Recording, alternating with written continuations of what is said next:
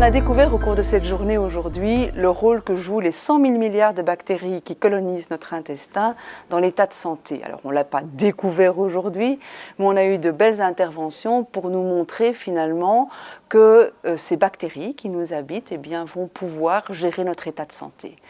Alors, on a très peu de données au jour d'aujourd'hui qui permettent d'étayer le rôle de ces bactéries intestinales dans une maladie comme le cancer, mais de nombreux progrès sont en cours dans le domaine.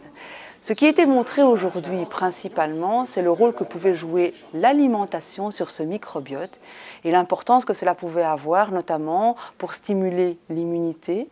pour essayer d'améliorer notre bien-être, puisque ce microbiote via l'intestin peut dialoguer avec le cerveau, dans le contrôle de certains cancers, de certaines infections sévères également, dans le diabète, dans l'obésité. Et donc, je crois qu'au jour d'aujourd'hui, quand on parle de nutrition et santé, on donne des conseils avisés, on essaye de promouvoir les légumes, les fruits riches en fibres.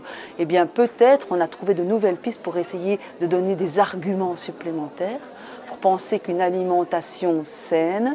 une alimentation qui contient notamment ce qui n'est pas digéré dans la partie haute de l'intestin est intéressante pour la gestion de notre état de santé, pour prévenir des pathologies, prévenir des maladies comme le cancer par exemple, mais aussi peut-être dans la prise en charge a posteriori d'une intervention. Et je crois que là, très sincèrement, de nombreux progrès scientifiques sont en cours et vont pouvoir sans doute donner de nouvelles pistes thérapeutiques basées notamment sur l'alimentation.